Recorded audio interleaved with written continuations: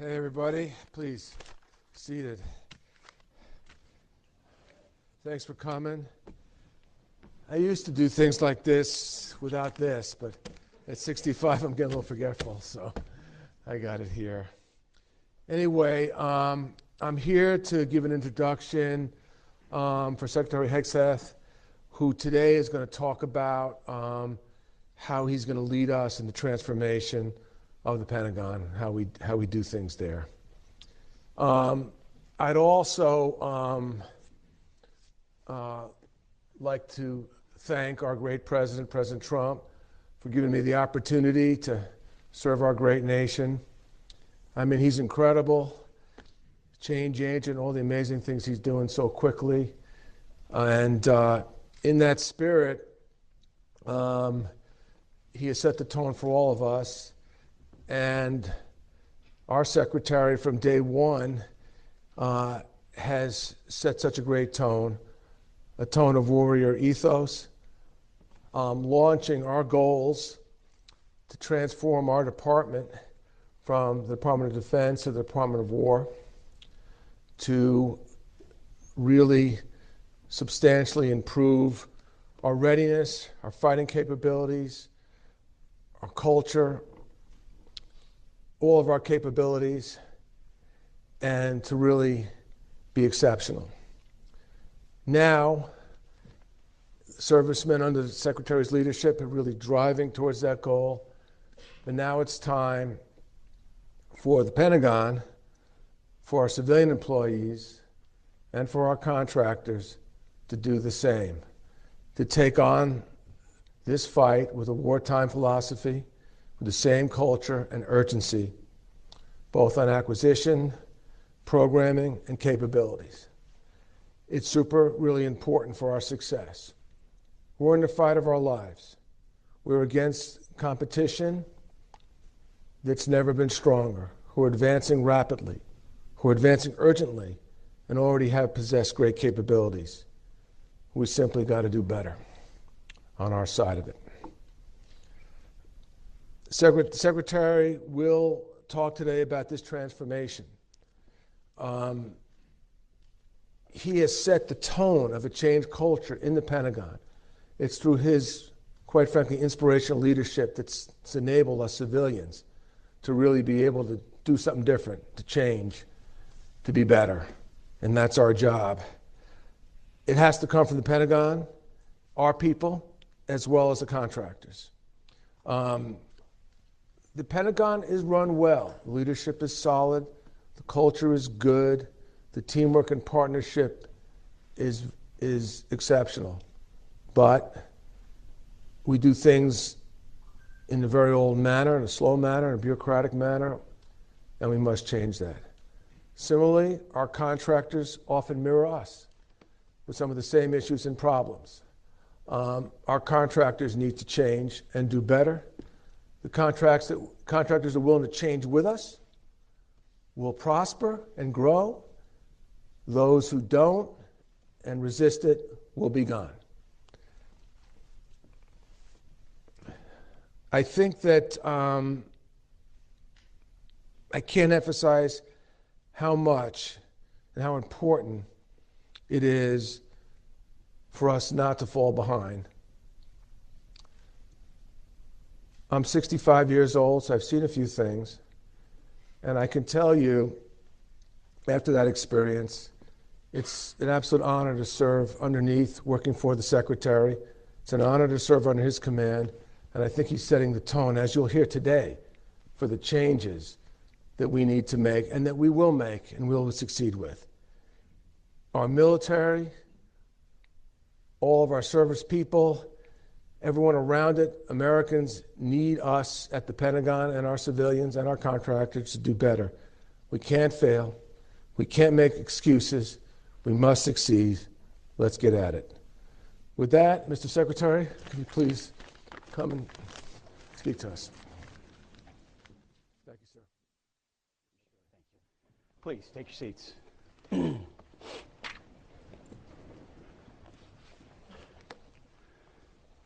Well, members of Congress, Deputy Secretary Feinberg, this would not happen without you, without him, without what he's led.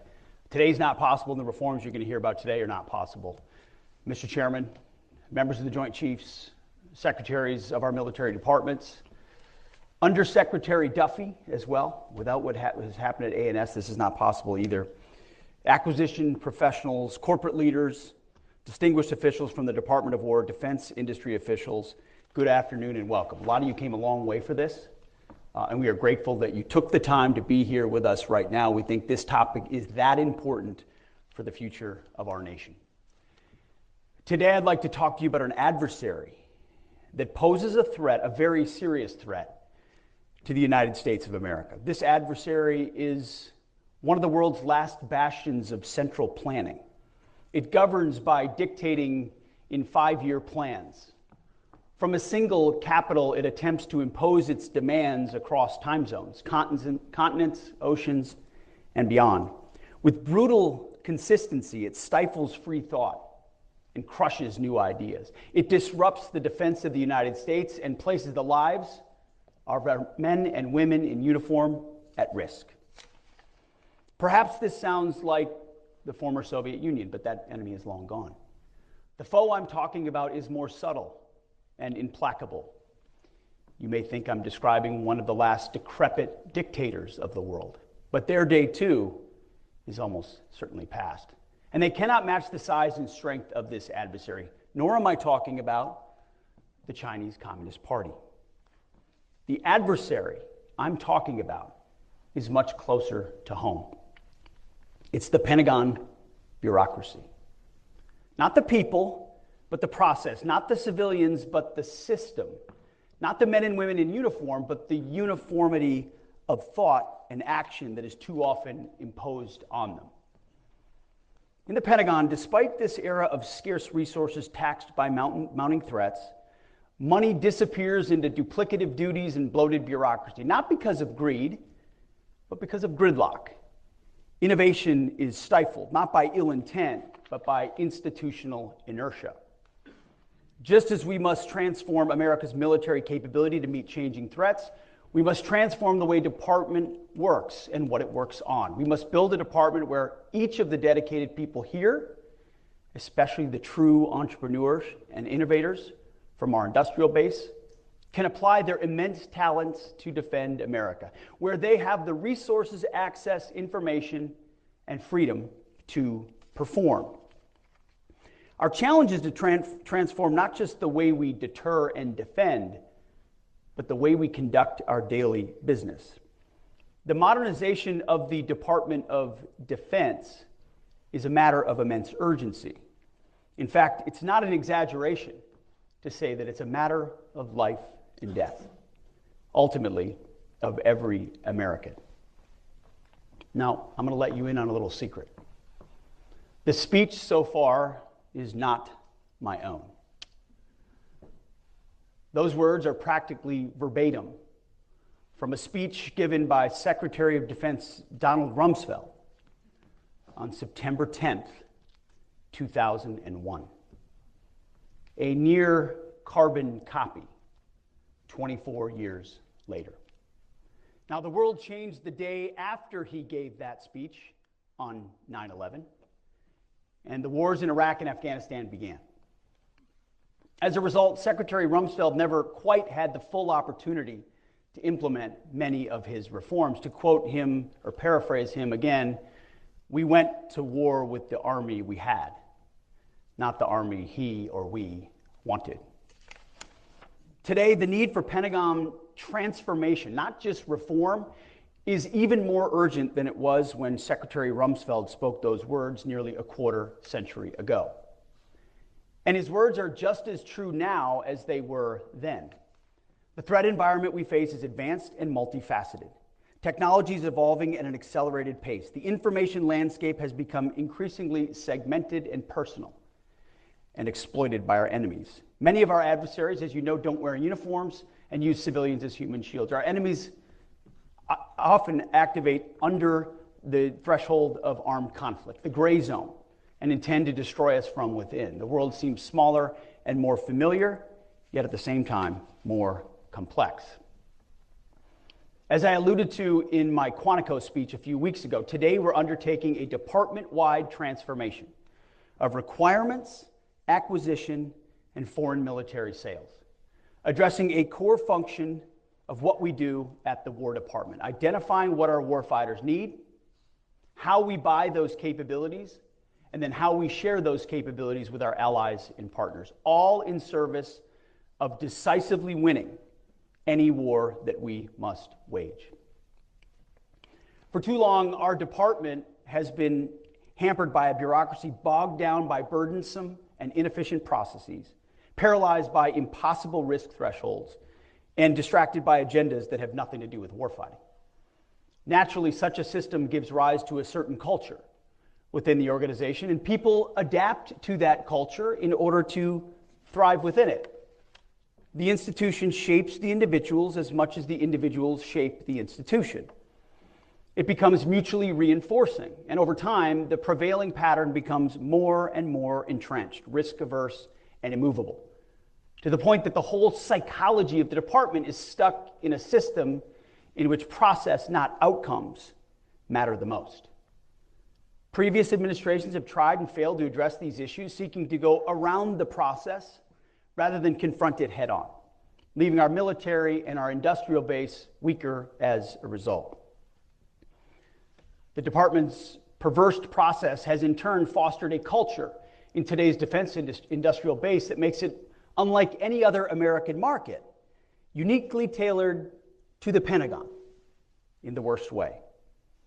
Unstable demand signals, uncertain projections, and volatile customer base has caused the defense industry to adopt the same entrenched, risk-averse, and lethargic culture that we have in government. The result, an absence of urgency, a fear of innovation, and a fundamental lack of trust between the military customer and our limited, more limited than it should be, defense industrial base. What's worse, the defense industry financially benefits from our backwards culture. Schedule overruns, huge order backlogs, and too predictable cost increases become the norm. Our military and our taxpayers need a defense industrial base that it can count on to scale with urgency in a crisis, not one that is content to wait for money before taking urgent action. This relates to the whole industrial base, and most importantly to the large primes that we do business with today. These large defense primes need to change to focus on speed and volume and to invest their own capital to get there. If we do that, the Department of War is, of course, big-time supportive of profits. We are capitalists, after all. But if they do not, those big ones will fade away. We've all heard this sort of talk before. Transformation of our acquisition process is a war of attrition, a war that we intend to win. Day by day, week by week, month by month, year by year. I'm telling you, Feinberg and Duffy won't stop. It's been the department's fault for far too long that we're in this predicament. And it will take a focused and sustained effort to succeed, and succeed we must. We will no longer ignore the plank in our own eye. The goal of this speech is not to name and shame people or companies or departments. Many of you have done important and patriotic work for our nation and this department for years. Many for decades. But rather, I wanted the opportunity to look you, my fellow patriots, straight in the eye and tell you how important you are. You will determine whether we deliver for our warfighters. You will determine whether we win our next war. Either you, our companies, our industries, our defense industrial base deliver, or we fail. It is literally life or death. Every dollar squandered on redundancy, bureaucracy, and waste is a dollar that could be used to outfit and supply the warfighter.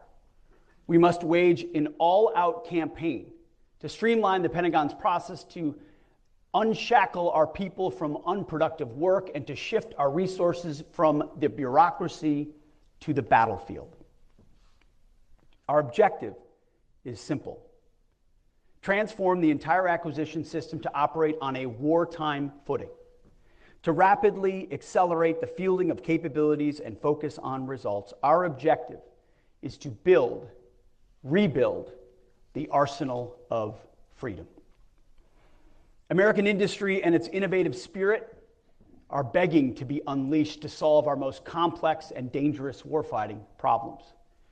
We need to get out of our own way, out of your way, and enter into real partnership with you, rather than overprescribe and decelerate your natural progress. In turn, industry needs to perceive business with the Department of War from the perspective of growth and assume risk to partner with the United States. Speed and a focus on outcomes are fundamental to successful deterrence. Our warfighters require the depth of capabilities to deter any aggression and, if necessary, decisively defeat any enemy that dares to challenge America.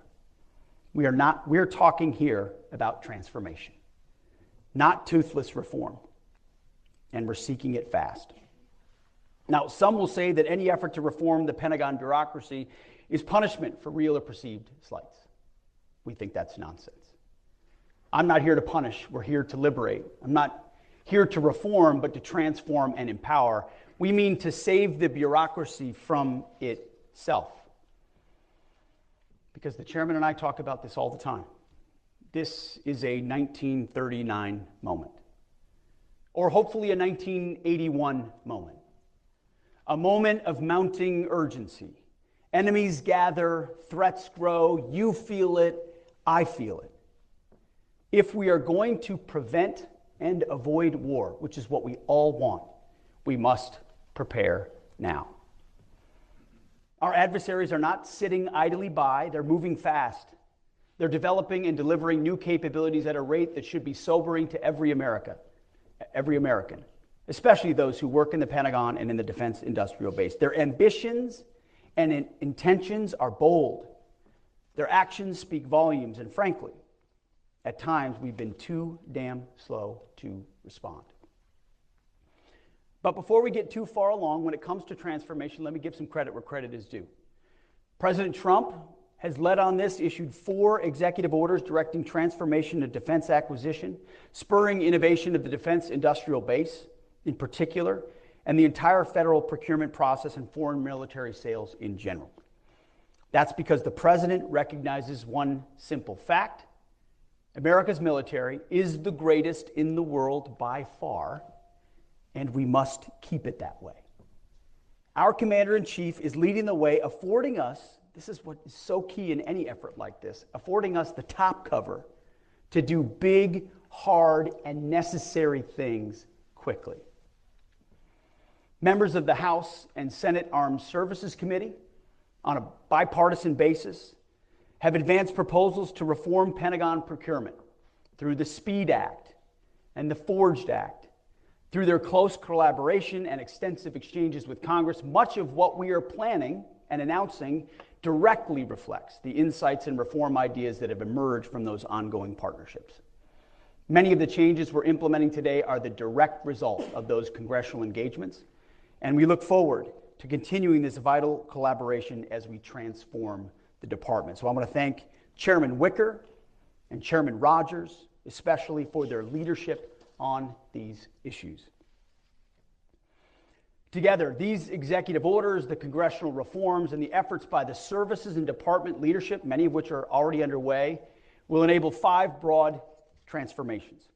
1, inspire American industry to become a wartime industrial base that focuses on speed and volume through reliable demand and adaptable business practices for current partners and new entrants alike. 2, unleash the defense, industrial, and government workforces by incentivizing progress over process. 3, bias new acquisition and requirements processes for speed, flexibility, and efficiency. And 4, championing technical excellence and higher risk thresholds to accelerate high performance production. And 5, provoke war speed or warp speed by procuring rapidly and sustaining readily cost effectively as the default, not the exceptions. So, in short, those are broad principles. We mean to increase acquisition risk in order to decrease operational risk. Let me say that again. We mean to increase acquisition risk in order to decrease operational risk.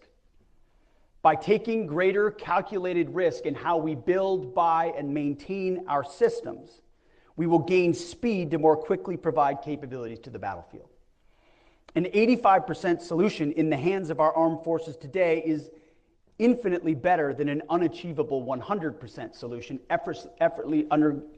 endlessly undergoing testing or awaiting additional technological development.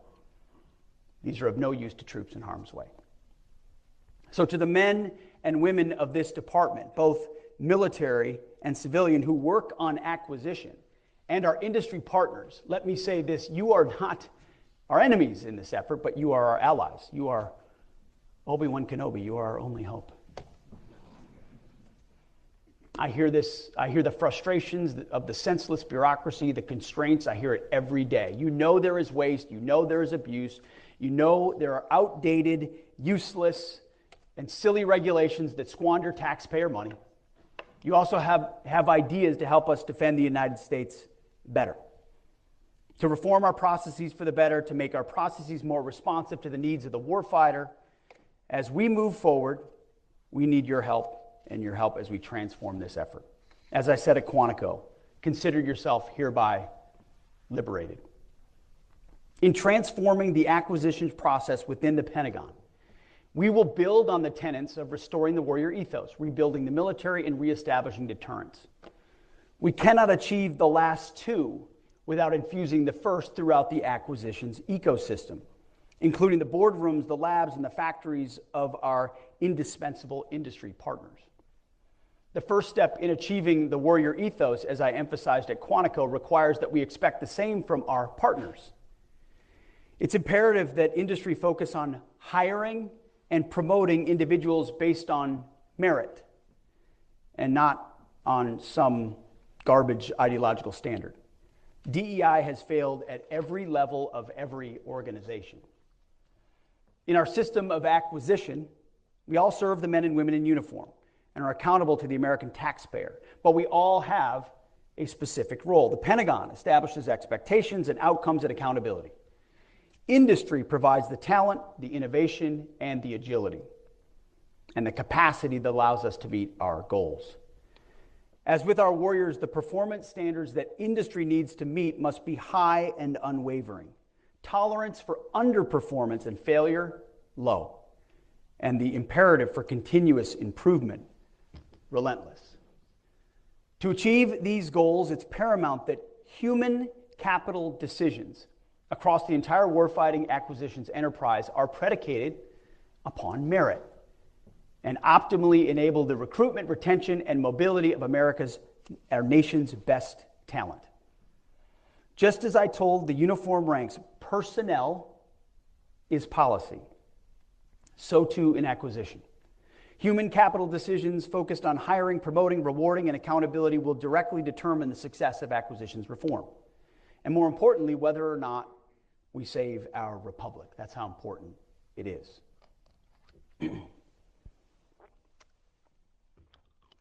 The time for half measures, it's been over for decades, as Secretary Rumsfeld's speech reminds us. We're taking bold and swift action to transform requirements development, overhaul our acquisitions process, and enhance foreign military sales. But we're not just doing this in silos. The development of this transformation has prioritized civil-military collaboration at every step, ensuring both our civilian and military leaders across the services and the joint staff directly contributed to the development of the coordination of this overhaul. This was not OSW sitting in a room thinking up ideas. This was collaborative across the Pentagon with the services and the joint staff to figure out how we can make this happen. This is a team effort at the Pentagon, not a hostile takeover. Here are the 5 overarching transformative pillars that form the foundation on the procurement process.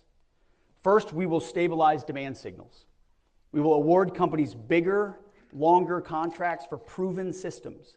So those companies will be confident in investing more to grow the industrial base that supplies our weapon systems more and faster. Second, we will prioritize the purchase of industry-driven solutions, commercial solutions first, that meet our needs faster, even if that means bids do not meet every requirement. It means that we will be open to buying the 85% solution and iterate together over time to achieve the 100% solution. It also means there will be no non-compliant bids. Third, we will empower our program leaders with the control, expertise, and authority to direct program outcomes, to move money, and quickly adjust the priority of required system performance to deliver on time and under budget. Fourth, we will inject urgency and excellence into the DIB. The Department of War will only do business with industry partners that share our priority of speed and volume above all else, who are willing to surge American manufacturing at the speed of ingenuity to deliver rapidly and reliably for our warfighters. And fifth, regulatory reform. We will remove excessive and burdensome FAR and DFARS rules, reporting requirements, accounting standards, excessive testing oversight, excessively long studies and analysis. Anything that unnecessarily slows down government contracts will be eliminated. So the bottom line is this. These changes will move us from the current prime contractor-dominated system defined by limited competition, vendor lock, cost-plus contracts, stressed budgets, and frustrating protests to a future powered by a dynamic vendor space that accelerates production by combining investment at a commercial pace with the uniquely American ability to scale quickly.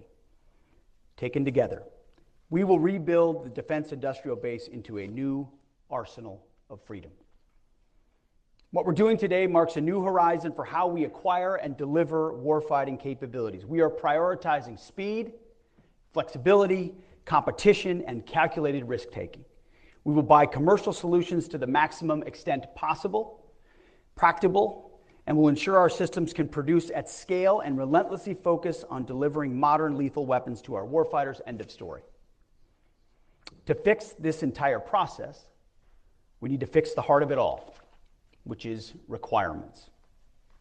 For decades, our requirements process, under the name, and you know it well, Joint Capabilities Integration Development System, or JCIDS, has become an inefficient bureaucratic system in need of a complete overhaul. Which is why today, at my direction, we are transforming the department's process for joint requirements determination.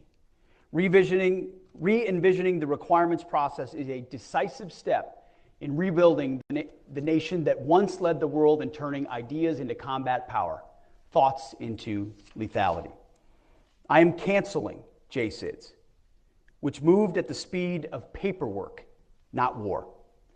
To put it plainly, JCIDS became a years-long bureaucratic anchor that dragged us down while our adversaries surged ahead with purpose and precision. JCIDS was focused on defining systems requirements, staffing them through countless oversight boards, and then locking them down, while threats and technologies continued to evolve. To validate requirements documents, JCIDS often took over 300 days.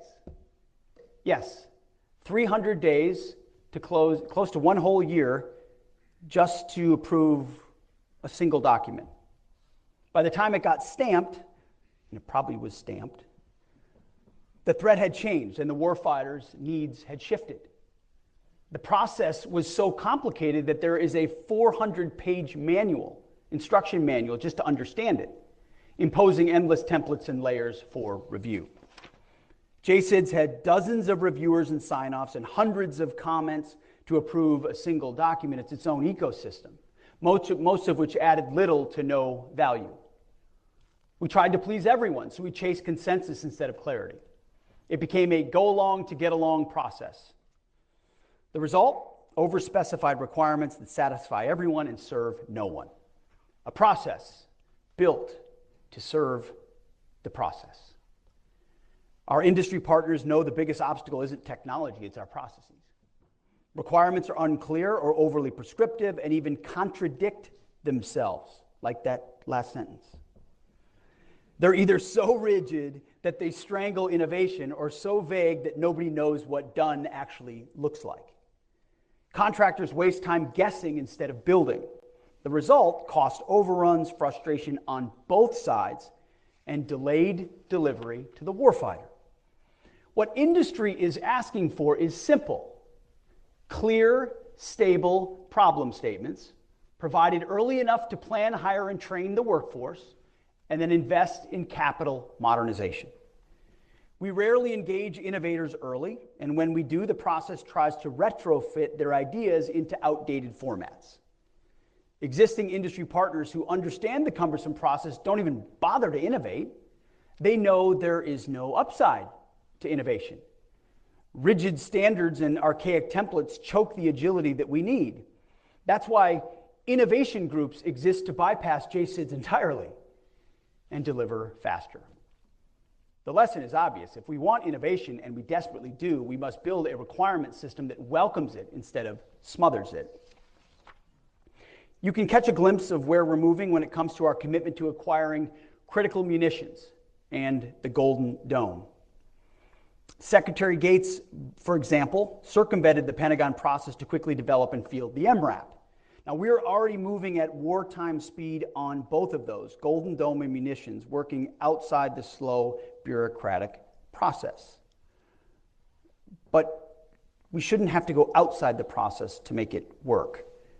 Urgent needs are met by circumventing it. We can't rely on that. Instead, the entire process must move at the speed of critical munitions, Golden Dome, and the MRAP. In short, we can't continue making big promises we can't keep. The people who define what we need aren't linked to the people who control the money or build the systems. So requirements move forward on paper, but the funding and execution don't follow. By the way, if folks are watching this on Fox, their eyes are rolling over. But everyone in this room understands exactly what I'm talking about. The result: plans without resources, programs without liftoff, and warfighters waving for capabilities that arrive late or never arrive at all. No feedback loop, no shared priorities, and no accountability. Until we connect need, money, and delivery under one roof, we keep producing wish lists instead of weapons. President Trump recognized the reality and challenged our department to adopt a wartime mindset, to confront the bloated and inefficient bureaucracy. And that is why today, at my direction, we are undertaking a series of actions that immediately and fundamentally change how we develop requirements, to get capabilities into the hands of our warfighters at speed. We're ending a system that was built for paperwork, not mission. JSIDS is dead, and it was slow and bloated and disconnected from reality, and we will do better. I'm directing the Joint Requirements Oversight Council, the JROC, to stop validating service requirements and to kill the paperwork culture that buries ideas before they ever reach the field. In its place, we're building a new model focused on speed, alignment, and action. We're also reorienting the JROC to start identifying and ranking the Joint Force's toughest problems, what we call joint operational problems. The problems will drive the priorities for the entire department. That is why today, at my direction, we're standing up 3 new decision forums in place of JSIDS. The first is the Requirements and Resourcing Alignment Board, or RRAB, a new decision forum co-led by the Deputy Secretary of War and the Vice Chairman of the Joint Chiefs of Staff, to tie money directly to those top warfighting priorities. We will ensure the Joint Forces' top problems are funded. We're also creating the Mission Engineering and Integration Activity, or MEIA, to bring the best minds, government, industry, and labs together early to experiment, integrate, iterate, and prototype solutions instead of watching good ideas die at the hands of a worthless process. And to make sure good ideas don't die in the infamous Valley of Death, we're establishing the Joint Acceleration Reserve, or JAR, a funding pool set aside to move promising solutions straight into the fight. Finally, each military service will review and reform its own requirements process, cutting red tape, engaging industry earlier, and aligning internal priorities to the new joint system. So what do we believe this new process will achieve? Speed replaces process, money follows need, joint problems drive action, experimentation accelerates delivery, and the services move faster and smarter. Take contested logistics, for example. When we fight, our ability to move weapons, supplies, and reinforcements to the front lines and back, it's critical. We can stay in the fight only as long as our logistics sustain us. Our adversaries know this, and they will attack our supply routes, ports, airfields, depots, and information systems in order to disrupt us. We must be able to fight in this contested environment, and these reforms will ensure that we can. We'll start by elevating contested logistics as a key prioritized operational problem. We're going to work side by side with our industry partners to come up with innovative solutions through experimentation and rapid prototyping and ensure that it's properly funded. Logistics will be prioritized, integrated, and delivered quickly and as long as our warfighters need it. See, we're moving from process to purpose and from paper to power projection. And this is not a minor requirements reform, it is a transformation. A change that allows us to outpace our adversaries and restore deterrence. Field capabilities quickly and welcome new entrants. A chance to achieve President Trump's vision of peace through strength. Every leader, every program, and every dollar will face one simple test. Are we delivering real capability to the warfighter faster than we were before? If the answer is no, we will adapt. We will not stop, and we will not back down. That was requirements. On to acquisitions. Hand in hand with requirements is acquisitions transformation, which is why today, at my direction, the Department of War will immediately begin implementing a comprehensive overhaul of our acquisition system. President Trump did not send us here to nibble at the edges. He sent us here to fix it. And that's exactly what we plan to do. As mentioned earlier, President Trump's executive orders direct the department to modernize acquisition for speed, flexibility, and efficiency, to revitalize the defense industrial base and leverage America's commercial innovation, to incentivize our acquisitions workforce, encourage risk-taking, and cut red tape, promoting efficiency and enhancing competition. That is why today, at my direction, the defense acquisition system, as you know it, is dead. It's now the warfighting acquisitions system. And this isn't just a name change, it's a fundamental shift in how we view and practice acquisition. General Omar Bradley once noted that amateurs talk about tactics, but professionals study logistics, and of course he's right. Wars are won and lost not only by warriors on the battlefield, but by acquisition and industry professionals who shape the fight years before it ever takes place. That's all of us and all of you. Acquisition is a warfighting function, and it must enable and encourage continuous adaptation and improvement of our warfighting capability. We need acquisition and industry to be as strong and fast as our warfighters. The warfighting acquisition system will dramatically shorten timelines, improve and expand the defense industrial base, boost competition, and empower acquisition officials to take risks and make trade-offs. We're leaving the old, failed process behind, and will instead embrace a new, agile, and results-oriented approach. What used to take, sometimes when you add it up with requirements, 3 to 8 years, we believe can happen within a year. That old approach had 3 systemic challenges. First, fragmented accountability where no single leader could make trade-offs between speed, performance, and cost. No one's in charge. Second, broken incentives that reward compliance with rules and regulations, ignoring schedule delays and cost overruns, resulting in our warfighters operating with old, unreliable legacy systems. And third, a chaotic requirements, budgeting, and contracting environment that disincentivized industry investment, leading to constrained capacity that cannot surge or adapt quickly without government intervention and, of course, more and more funding. The core principle of the acquisitions transformation we are unveiling today is simple. Place accountable decision makers as close as possible to the program execution, eliminate the layers of bureaucracy that hinder them, and then empower them with the authorities and flexibility to drive timely delivery. Eliminating the layers of bureaucracy mean every program, every process, every board, and every review must justify its existence by demonstrating value in a timely manner of capabilities to the warfighter. Those that are of low or no value will be eliminated so we can continue to accelerate our speed of delivery to the warriors. Here's what you can expect. Today at my direction, we are transforming and reorganizing the existing Program Executive Offices, or PEOs, into Portfolio Acquisition Executives, or PAEs. The acquisition chain of authority will run directly from the program manager to the PAE. Each PAE will be the single accountable official for portfolio outcomes and have the authority to act without running through months or even years of approval chains, and they'll be held accountable to deliver results. Now, these PAEs will be empowered with the authorities to make decisions on cost, schedule, and performance trade-offs that prioritize time to field and mission outcomes. That means less time identifying what our warfighters need, releasing solicitations to industry, and finalizing contracts to get production running at scale. Our warfighters, as you know, can't wait decades for the tools they need to deter and fight our wars and to win them. The current pace of technological innovation is unprecedented. The services deal with it every day.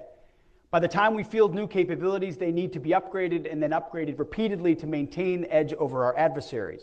And it's not just software that needs regular updating, but the critical components as well. But the time to make those updates in production, let alone putting them in contract, is delaying schedules by years. Everyone in here knows it. Years. And we're done with that status quo.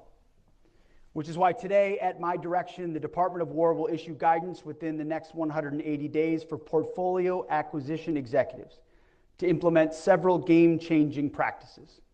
We will establish adaptable test approaches that enable rapid certification, evaluate multi-track acquisition strategies to allow third-party surge manufacturing capacity, maintain a standard to carry at least 2 qualified sources through initial production. And lastly, we will establish module-level competition through modular open systems approach. The Department's Office of Research and Engineering, led by Undersecretary of War Emil Michael, along with Mike Duffy, will issue these revised guidelines, A&S and R&E. No more standing by and talking about the benefits of modular capabilities. We're making this a reality. Portfolio acquisition executives will now have the authority to enact the modular open system approach, a technique that commercial industry has been practicing and using for years. Imagine being able to swap parts or software of a critical munition without needing to, completely redesign the missile. It's common sense, but we're not doing it. Updating our lethal capabilities in real time should be the norm, not waiting years to redesign, produce, and field a platform just to have it just in time for it to undergo another round of updates. Around-the-clock software updates should be a given, just like on your smartphone, to improve performance and critically protect our infrastructure against rapidly evolving cyber threats. It's all about empowering innovation and not stifling it. It's about the defense industry leveraging practices the commercial sector has already perfected, things like computer-aided design, digital processes, building virtual models, and 3D printing. We will break down monolithic systems and build a future where our technology adapts to the threat in real near time. Contracting officers will be embedded within program teams and accountable to program leaders, shoulder to shoulder with our engineers, operators, and warfighters, the ultimate end users, who can provide critical real-world user feedback to the engineers. Contracting officers' performance will be judged not on mindless compliance with thousands of pages of regulations, but on mission outcomes. The portfolio chain of command are the ones in charge. They're responsible for mission success. If the mission is not successful, there will be real consequences. We will ensure accountability by extending PAE tenure to be longer than the current PEO service times. We will leverage taxpayer dollars in a more accountable, flexible, and deliberate manner to maximize their value across capability portfolios. We will shift funding within portfolios' authorized boundaries, swiftly and decisively to maximize mission outcomes. If one program is faltering, funding will be shifted within the portfolio to accelerate or scale a higher priority. If a new or more promising technology emerges, we will seize the opportunity and not be held back by artificial constraints and funding boundaries that take months or even years to overcome. And we will partner with Congress at every step of the way for seeking maximum flexibility empowered by transparency. Instead of each program acquiring its own infrastructure, portfolios will invest in common platforms, interfaces, and test ranges. No more endless delays or bureaucratic gridlock. No more customized acquisition pathways. The battlefield doesn't work that way, and neither should our capability development. Programs will be schedule-driven with fixed delivery cycles that embrace learning through iterative development. Our combatant commanders will get operational capabilities years earlier on mature technologies before the threat window actually closes. We will require rapid fielding dates with clear goals for unit cost ceilings and reasonable mission effectiveness standards. All other attributes must remain tradable. We will be agile and respond to rapidly changing threats and battlefield conditions, empowering the PAE to seek deviations, waivers, and delegation authorities to deliver a highly responsive acquisition capability. We will eliminate unnecessary technical standards and compliance requirements that add little or no value to fielding lethal capabilities. We will create lean technical advisory processes to inform accelerated decision-making. We want technical rigor without sacrificing speed. Technical rigor will only come from people most engaged in the program, and they should have a large voice in the process. No more lengthy, inefficient reviews by people who are out of the loop and add nothing but time to the process. We will focus on the operational problems that material solutions are intended to address. We will prefer alternate proposals or solutions that deviate from stated requirements but more effectively achieve operational objectives. Evaluation criteria will focus on mission effectiveness, not specification compliance. We're not just buying something. We're solving life and death problems for our warfighters. We're not building for peacetime. We are pivoting the Pentagon and our industrial base to a wartime footing. Building for victory should our adversaries FAFO. That's why today, at my direction, the Department of War is delivering a plan to streamline test and evaluation requirements. Testing early and often is essential at certain stages of development, but testing for the sake of testing inhibits progress and delays delivery.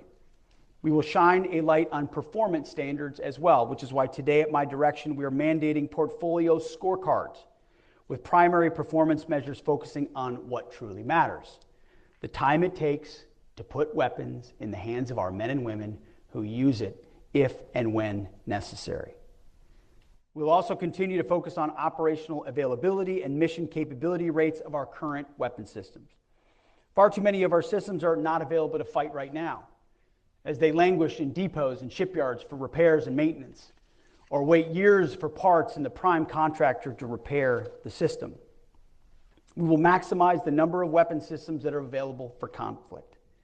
The faster we can deliver modern weapon systems, the faster we can retire decades-old legacy systems. We will tailor other measures to each portfolio's specific needs. No hiding, no excuses. Results will be clear and drive improvement, and everyone is responsible for raising opportunities for improvement. Speed and volume will rule. We will foster competition, embrace modularity, and pursue multi-source procurements at every opportunity, moving fast to contract, test, scale, and deploy when a solution is clear. We will strive to maintain at least 2 qualified sources for critical program components. We will minimize getting ourselves into single source situations where contractors have monopoly power over a key warfighting capability. We will enable third-party integration without prime contractor bottlenecks. Success will be measured by the ability of qualified vendors to independently develop, test, and integrate replacement modules at the component level throughout the system life cycle. There's no more complacency and no more monopolies. To make competition easier, we will increase incentives for component level competition. This is about more than optics. It's about delivering better components at lower cost. Multi-track acquisition is the future. Now, I'm not talking about 2 sources that were bought out by the same prime to give the illusion of choice. I'm talking about meaningful choice, where quality and speed matter and where prices go down. Moreover, today at my direction, commercial products and offerings will be the default policy. We will enhance the presumption of commerciality. Within 90 days, we will issue guidance that demands a commercial first and alternative proposals policy to enhance flexibility. We will harness more of America's innovative companies to focus their talent and their technologies on our toughest national security problems. We're leaving too much on the cutting room floor. We want them to deliver novel solutions to our warfighters so that we have an overwhelming advantage in future wars. Our goal, as you know, is to never enter a fair fight. The bottom line is we're buying solutions, not specifications. We will evaluate results, not paperwork. If a better solution exists outside the traditional channels, we will find it and we will acquire it. And that is why, as part of this transformation today, at my direction, we are establishing the Wartime Production Unit, or WPU, at the Department of War. This new unit has been redesigned from the existing Joint Production Acceleration Cell and will focus on transforming how we accelerate the delivery of critical capabilities to our warfighters.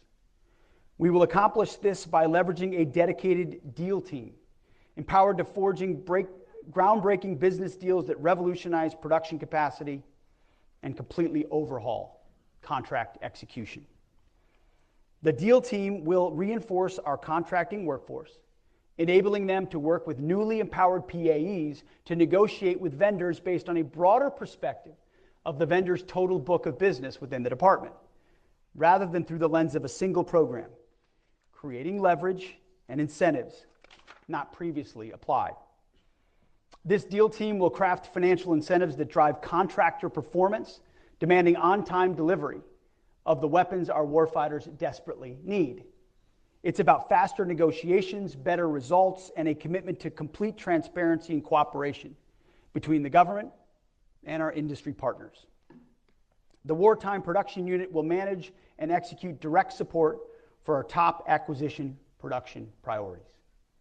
To ensure that we have the best minds in the business, we will bring in a wide variety of the nation's most talented experts to advise on industrial production optimization. We have already been doing this, we are doing it, and it's been led by the Deputy Secretary of War, and the results thus far have been fantastic. We plan to scale it and scale it quickly. Many talented operators are already on board at the Pentagon. Former industry executives who are serving our country to drive success. We call them Business Operators for National Defense, or BOND. I encourage those listening who are interested to reach out if you have the skills to contribute to the defense industrial renewal we are embarking on. This may seem like an obvious change, but it's new for our department to empower world-class operators to help drive necessary change from the Pentagon to industry. This initiative is not a pilot program. It's a fundamental shift in how we arm our warfighters. We are committed to dominating the modern battlefield, and that domination starts with a wartime industrial base focused on execution and operational success. As you know, everyone in this room knows, building the arsenal of freedom will not happen overnight, and it will require considerable investment and resolve to expand the department's buying power. As you're all familiar, the cycle of annual budgets limits the department from providing long-term demand signals to industry.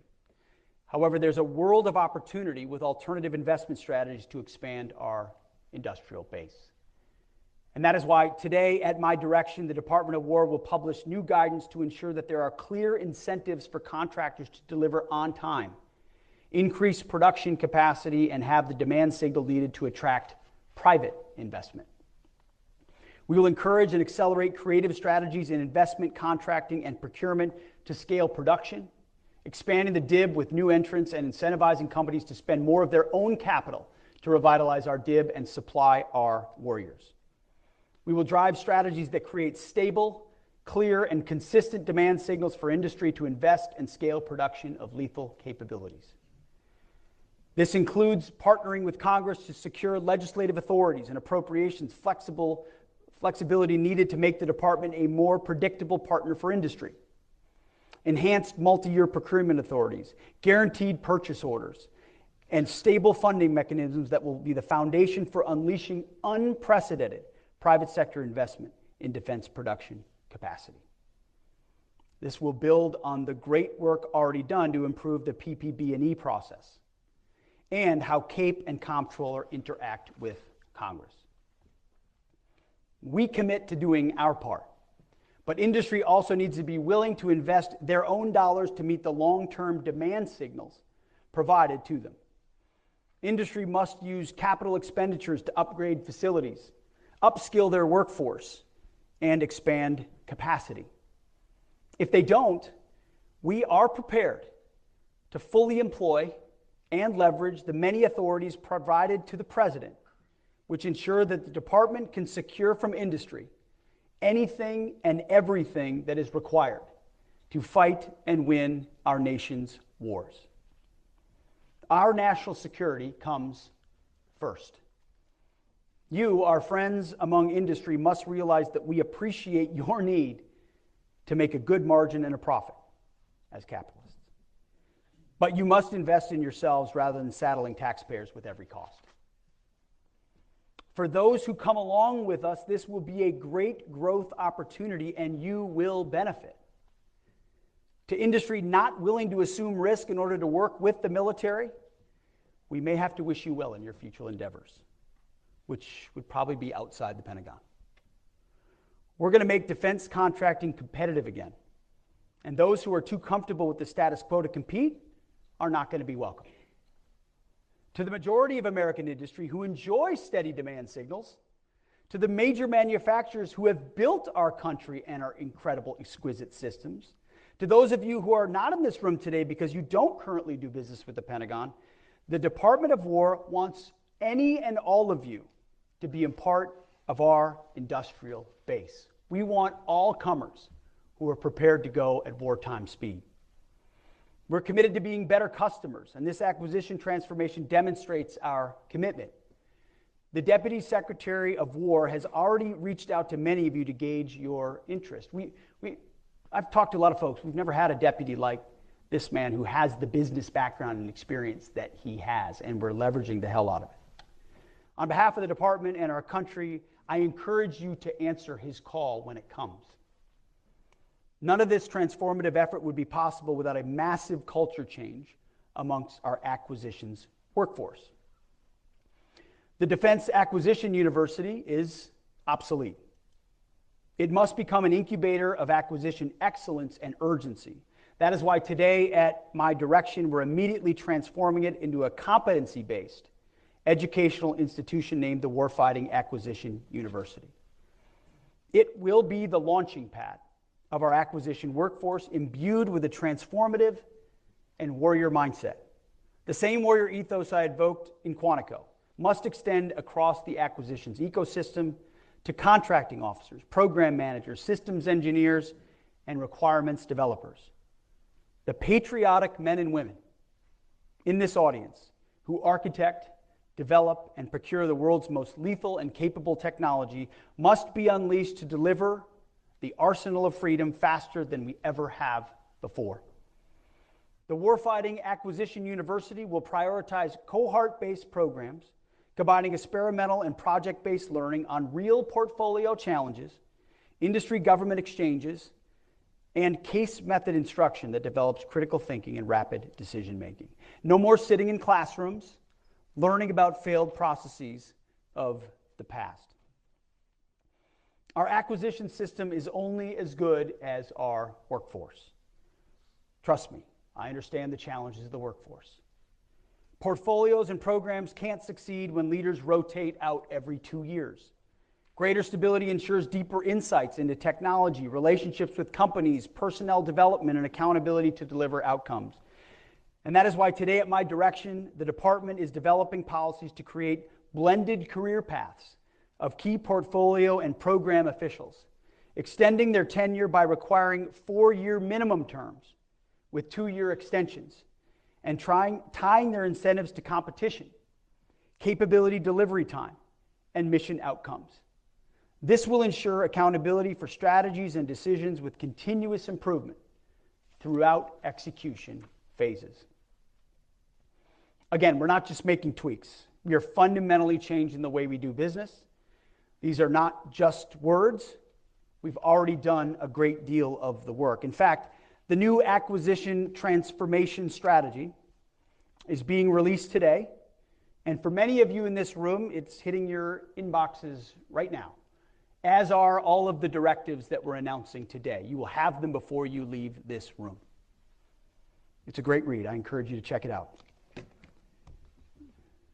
I read more than the executive summary. Speed to delivery is now our organizing principle. It is the decisive factor in maintaining deterrence and warfighting advantage. If our warfighters die or our country loses because we took too long to get them what we needed, we have failed. It is that simple. That is the business we are in. And we talk to a lot of people that have been in this building a long time. The sense of that urgency has slipped too much. And when you look at what we face, we have to recapture it. Finally, foreign military sales. Transforming requirements and acquisition alone, not enough. We must also improve the way our department and the industrial base supports weapons sales to our allies and our partners. This is a top priority for my team in partnership with Secretary Rubio and Secretary Lutnick. Thanks to the efforts of President Trump, we have reached an all-time high in our foreign military sales. President Trump is securing deal after deal to bring cold, hard cash to American manufacturers, but our processes are too slow, and our industrial base is too inefficient to keep up and deliver on time to our allies and partners. Believe me, I hear about this on every foreign trip and every conversation I have with every president, prime minister, and minister of defense is what is wrong with your foreign military sales. We ordered it in 2014. It's 2025, and it's scheduled to deliver in 2032. And I sit there going, I don't know what the hell. But we didn't break it, but we're going to fix it. Not only are foreign military sales and defense commercial sales important to our American industrial base, but they're also critical to our strategic vision on the global landscape. Burden sharing has been a key pillar of President Trump's and the Department of War's agenda. And to accomplish this, our allies and partners must be armed with the best and most interoperable weapons systems in the world. Foreign military sales allow our warfighters to stand shoulder to shoulder with our allies to face dangerous global challenges. We're solving it. Hundreds of billions of dollars annually in foreign military sales and defense commercial sales for American-made weapon systems will provide our companies with the fuel to invest in new manufacturing plants, hire engineers, and source components and materials from thousands of subcontractors and suppliers. More effective FMS and DCS will help revitalize the industrial base, you know this, create tens, if not hundreds of thousands of American jobs, lower the cost of deterrence to the U.S. taxpayer, and accelerate capability delivery to our partners that want to buy American-made. They don't want to buy Russian, they don't want to buy Italian, they don't want to buy French, they want to buy American, but they don't want to wait a decade for it. So what's been the issue? Red tape, inefficiency, and a lack of investment in our defense industrial base. Well, we're sitting on a massive opportunity to supercharge our defense sales and industrial might. to add the surge capacity we need to increase volume for American stocks. The key lies in cracking the code on process efficiency and aligning sales with our efforts to revitalize the defense industrial base. We need to eliminate the backlogs and strengthen the critical supply chains that contribute to delivery delays. When we promise to supply our partners with critical capabilities, we must deliver on time every time. Our success ensures their ability to fight and win, and we can and must do better. We're taking decisive action to resolve it. We've worked to bake exportability into the acquisition lifecycle from the very beginning, and we're investing heavily in making that a reality. We're modernizing our IT systems and establishing clear performance metrics to track progress and identify bottlenecks. At the operational level, some of our combatant commands, I've seen it firsthand, have similarly begun moving out to remove FMS process inefficiencies at the tip of the spear in theater.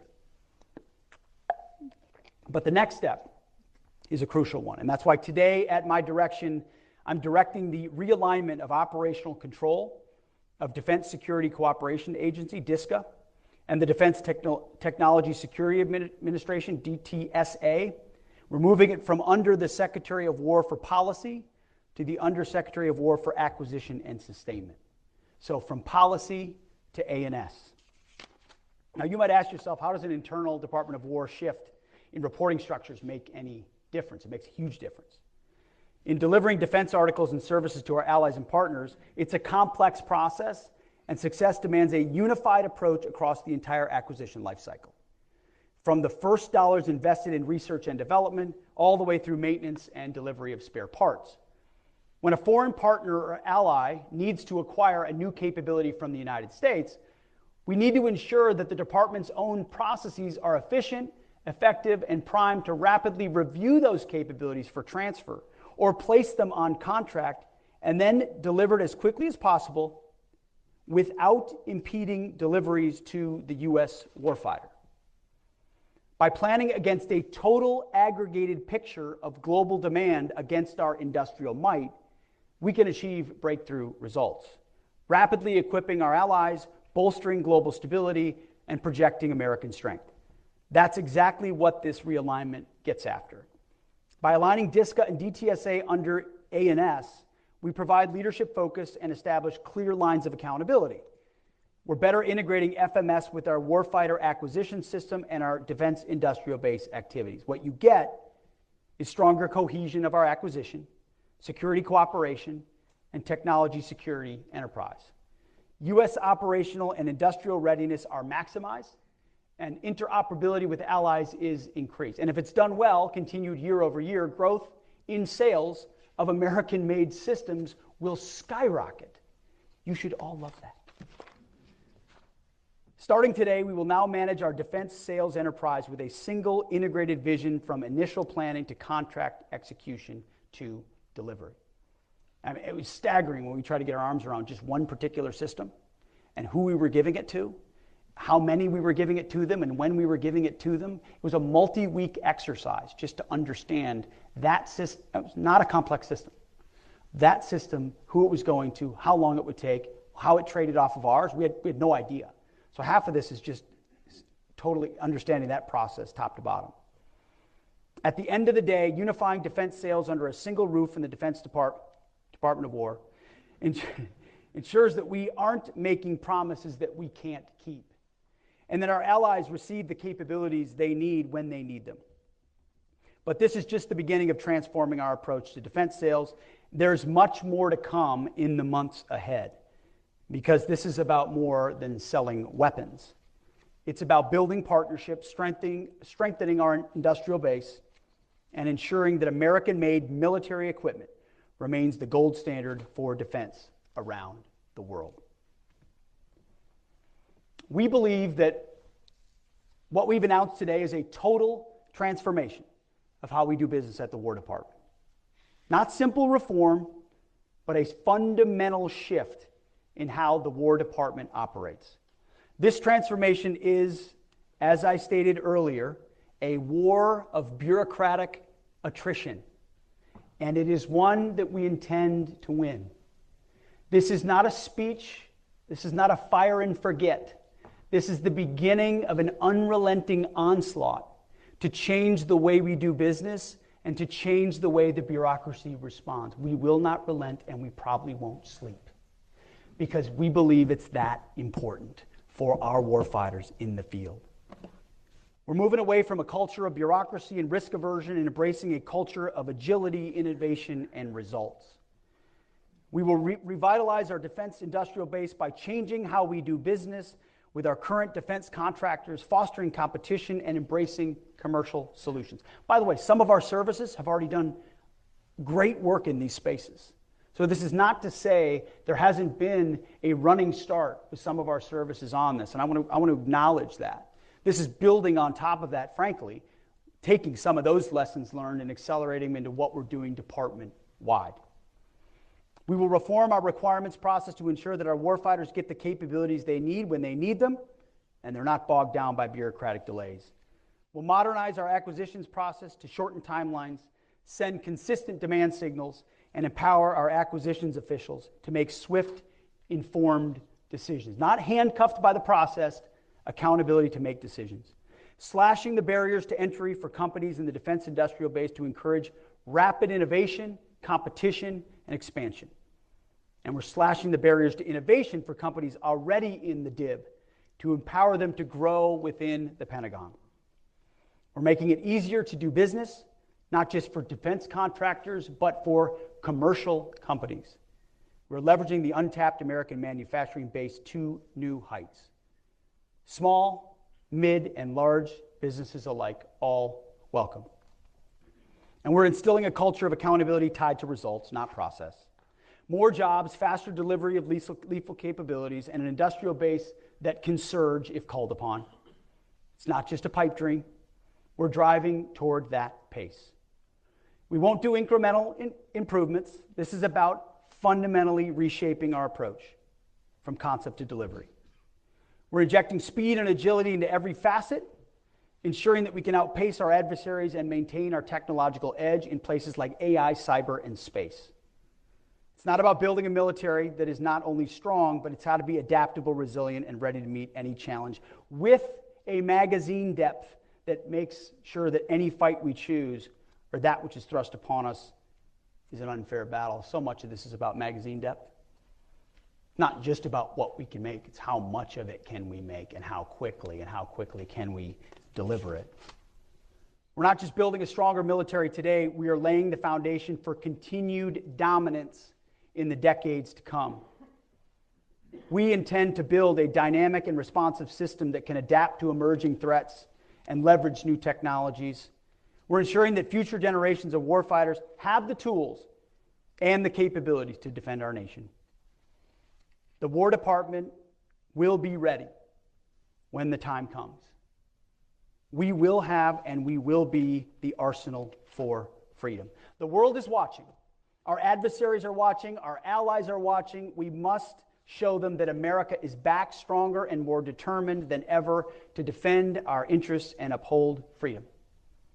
Our warfighters are depending on us, and we cannot fail. Let there be no question. The 2.1 million Americans who wear our nation's cloth, active, guard, and reserve, and the hundreds of thousands who support them in suits, in coveralls, in welding helmets, they comprise the finest military in the history of the world, no doubt. They stand ready to face down any threat, anytime, anywhere. President Trump says it all the time, and he's completely right. We have the best, strongest, most lethal military in the world. Our job is to liberate them from any antiquated systems and incentives of the past, delivering them the military of the future at speed. We know the threat. I know the threat. You know the threat. We know the environment. This is our moment. May we leave here with a renewed sense of purpose and a shared commitment to action, because you're definitely leaving with a full inbox. If we must, we will go to war with the military and equipment we have, and we will win. We have the best and the strongest. But today, let's build on the vision of what Secretary Rumsfeld aspired to in his September 10th, 2001 speech. Building the military we want and the military we need. The arsenal of freedom. That, my friends, is what we owe our warriors, present and future. So thank you all for what you do. May God bless you, and may God continue to bless our great republic. Thank you.